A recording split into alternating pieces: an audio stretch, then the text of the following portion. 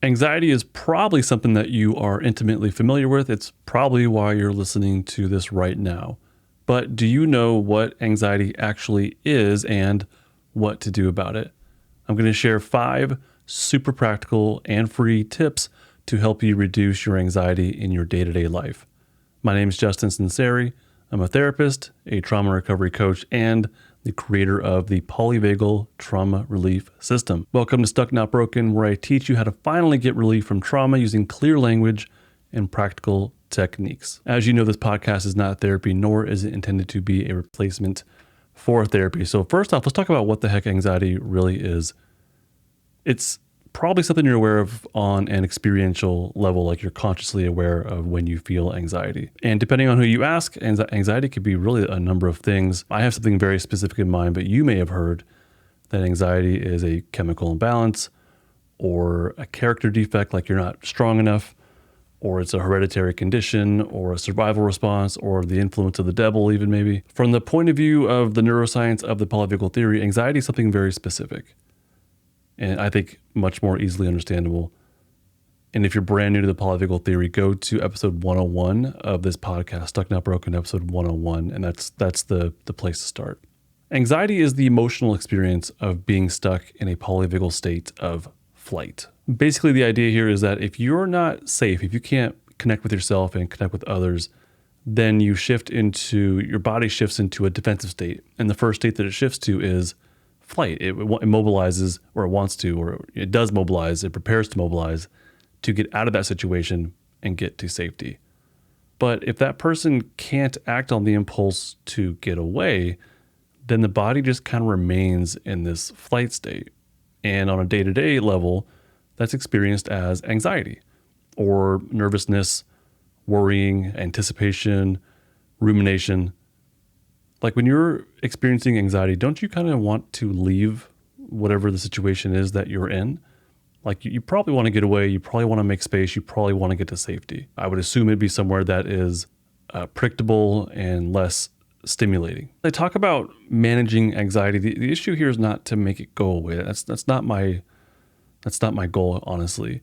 But that might be the natural result of my 5 tips here. But really, it's more about utilizing your body's natural potential for being in its safety state, which it can be, or using the activation of your flight state. So using that mobility that is within your system. Of course, these things need to be practical. They need to be things that you can use in your day-to-day life, things you can implement quickly and easily without bringing a lot of attention to yourself or spending money. Without further ado, I'm going to give you my 5 tips. I'll do a bonus here first. Tip 0, this is the basics. Like you have to have the basics in place, the bare bones basics. Eating a good enough diet, getting enough movement in your life, getting enough sleep. I'm not going to tell you what the right amount of those is. I think it's different person to person. So I'm going to have to trust you on this. Just generally get a good enough diet, good enough movement, good enough sleep, socialize as best you can, good enough with people that are, safe in your life. Those are the bare bones basics. I really think you have to have those in place before moving on. But if you don't, do it as good as you possibly can, and then do the other tips, and then maybe come back to the basics, and you might be able to handle it in a different way. I really think also structure in your life, some level of structure and predictability is a very good idea. Being able to predict what's coming up next is a cue of safety. It actually helps to reduce anxiety and worrying and wondering. So predictability, structure is a good idea as well. So beyond that tip 0 there, let's go on to tip number 1, which is to create a safer environment. Create a safer environment. Your environment, the one that you're in, even the one that you're in right now, the one you're in at work as well, at your home, friend's house, the restaurants you go to, these affect your neuroception of safety or danger. Basically, your senses bring in these cues from the external environment, like what you see, what you hear, what you smell, what you taste, and what you touch. It brings in these cues of safety or danger from your environment. They go to your brainstem. Your brainstem detects if it's safe or dangerous and then shifts your body into a state of safety or danger. Therefore, if you were to create an environment that provides more safety cues, that probably would increase the chances of being in your own safety state and thus reducing your anxiety. Now, I don't need you to completely overhaul your space. I don't need you to paint the walls. I don't need you to go out and buy new furniture. If you can, have at it. Not all of us can do that, right? And it's the same thing I recommend in my Building Safety Anchors course. It's to identify one piece of your environment that you do have control over. That might be a room in your home. If you're renting an apartment with somebody, maybe it's your room. If you have if your house is a disaster and everywhere is overwhelming, maybe you can't even pick one room. Maybe it's just a corner of a room, but one place that you can take control over and begin to increase the safety cues. There actually are probably things you can do right now with the environment that you're in, as long as you're not in your car, although this could apply to your car as well, as long as you're not driving. Let's put it that way. And the first thing is to clear up any clutter or crumbs or garbage that you might have in your area. Just, throw stuff away that needs to go in the garbage or the recycling bin. Another thing could be if you can adjust the lighting, do that. Or like if you have a dimmer, or if you can open up the blinds and let some fresh light. If you can let in some sunlight, some daylight in, do that. Maybe organizing, tidying up. If there's any like knickknacks around you that don't provide you with a sense of calm and maybe are just more visual clutter, then get rid of those or move them somewhere else. And maybe bring in ones that feel, more good for you. So maybe it's from a different part of your home or your workplace, and then bring them into that little safety environment. The point here is not to feel happy. I'm not looking for happiness. If you feel happy, great. But the point here is to create a space that allows you to breathe a bit easier and just to reduce or manage that anxiety that you might otherwise have. Tip number 2 is to use your anxiety with fidgets. If you're in a flight state, if you have anxiety, that indicates you're in a flight state. That indicates you have the impulse to move. So wouldn't it make sense to use your body's potential for movement? Now, I'm not saying like get up and run. I mean, you can if you like, or maybe you can't. I don't know where you're at right now. But in general, sure, you can go run. That is an option. But I think that a potentially less embarrassing, maybe more doable way to use some of your anxious flight energy is through fidgets. I like to experiment with different ones, but basically just pick a fidget or two that really kind of spark something within you. They just sort of feel good, or there's more of a sense of like versus dislike. Again, doesn't have to bring you happiness. It just has to be more of a sensation or feeling of relief, maybe soothing, maybe calm. There's just this, when you find the right fidget, there's this feeling of, ooh, I like that. That's more what we're looking for here. This has to be something you can mindfully utilize, and maybe even discreetly depending on where you're at. Like if you're at a potluck at work, or you're just at your desk at work and you don't want to, make a big scene of your fidget, you might just have it in your pocket, something you can squeeze or roll around in your fingers. Fidgeting with curiosity and with mindfulness and really experiencing what it's like to feel it can really help to reduce those anxious feelings of your flight state. But again, the mindfulness is a really big piece of this. Tip number 3 is to use your anxiety with movement. So maybe fidgets aren't enough for you and you want that next level, and maybe you are ready to, or you'll benefit from getting up and moving around.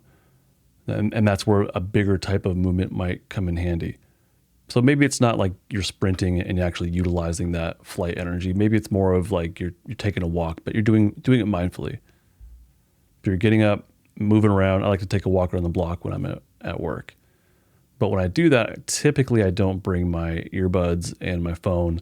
I'll more do it quietly and really take in my external environment, and I'll listen for, what's around me, birds and whatnot. But if you don't want to get up and walk around, then flexing and releasing your muscles mindfully can be really, really helpful.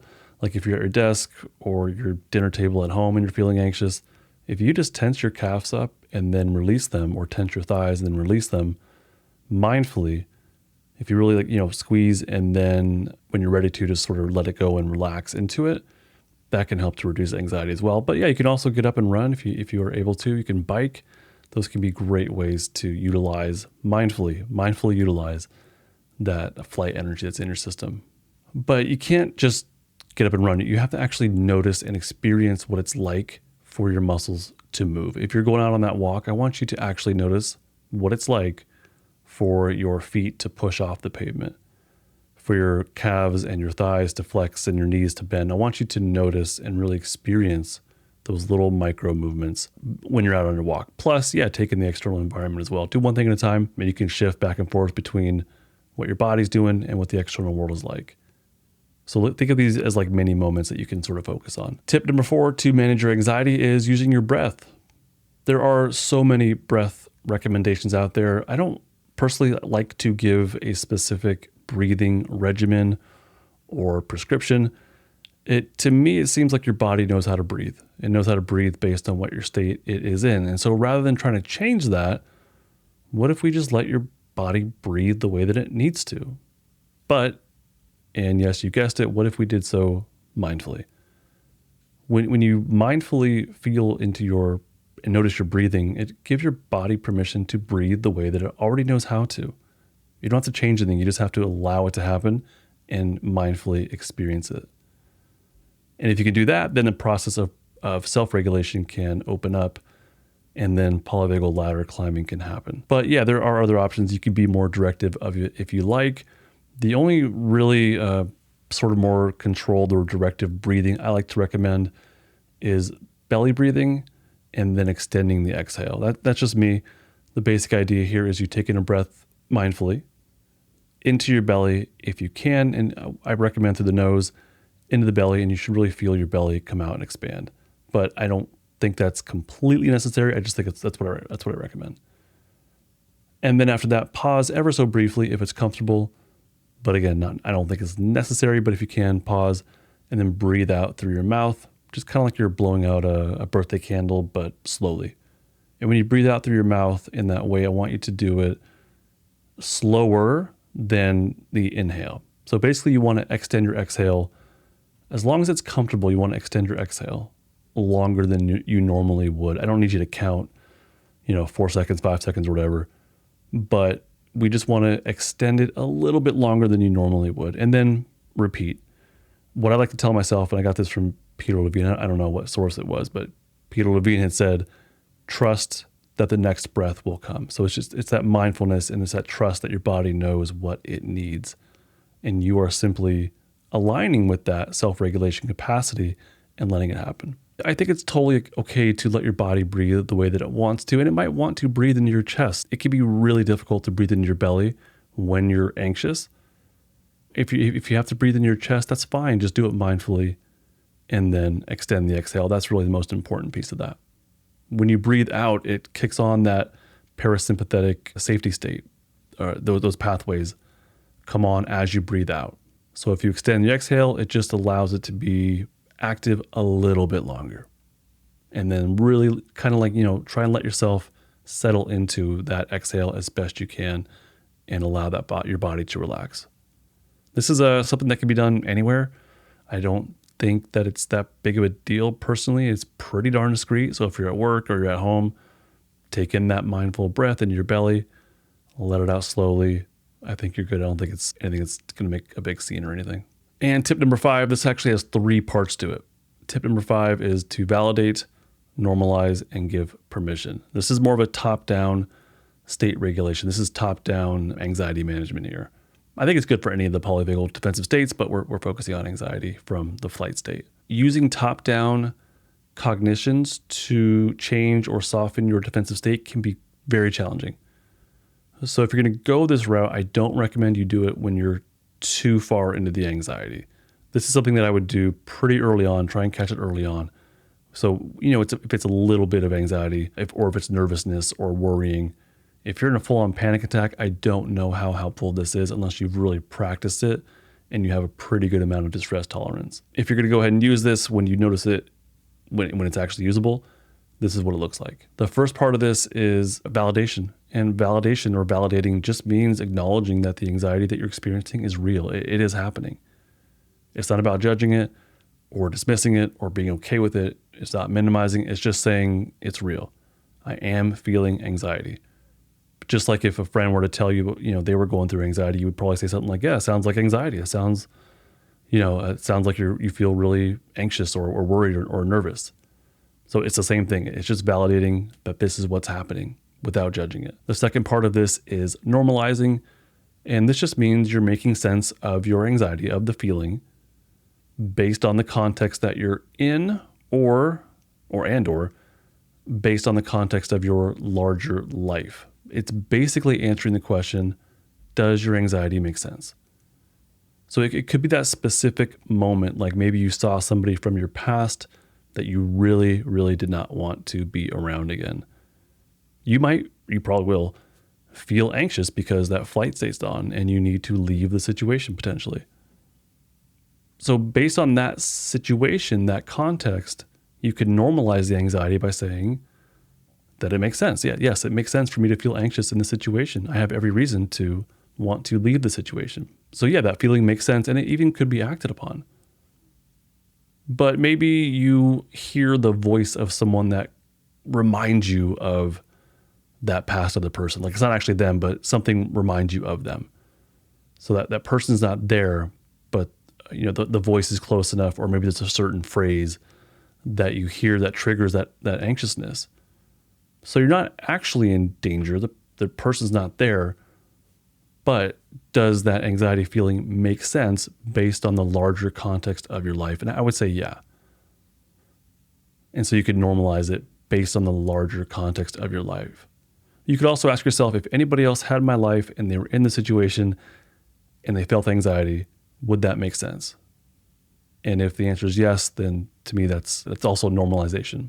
After you have validated, after you have normalized, the third part of this is to give your anxiety permission to be there. Now, I'm not saying that you dwell on it. I'm not saying that you get sucked into the vortex of anxiety and that flight state.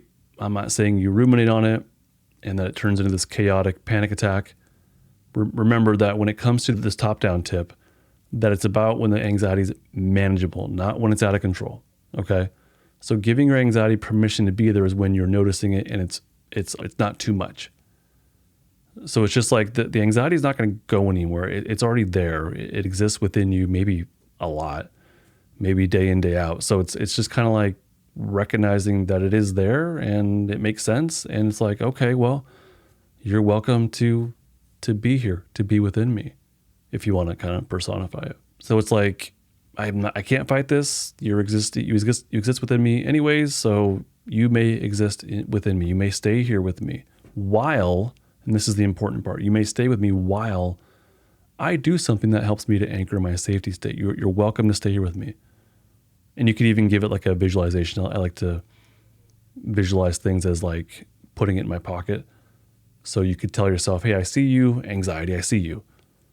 I can't force you to go away. So I'm going to go ahead and stick you in my pocket here. And I'm going to let you hang out with me while I also fidget with something, or while I also smell the scent of something that I like, or while I also go to my safety environment in my home, or while I also go for a walk and take in some sunshine. So those are the 5 pieces, but you could also bring them all together. Okay, so each of these pieces are helpful on their own, but you can bring them together and actually add on. I think it adds on how helpful these can be. If you just want to pick one of these, do the one that you feel the most hope and potential in. But like I said, you could also bring them together. So here's how to do that. When you notice a tolerable level of anxiety where it's not too much, okay, actually even before that, let's go before that.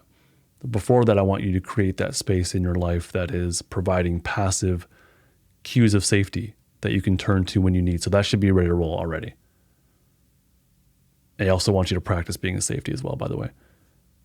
So when you notice that tolerable anxiety, validate it, normalize it, and give it permission to be there with you, stick it in your pocket, and then go to your safety environment maybe, if you need to, and reduce that environmental overwhelm and start to receive those passive safety cues.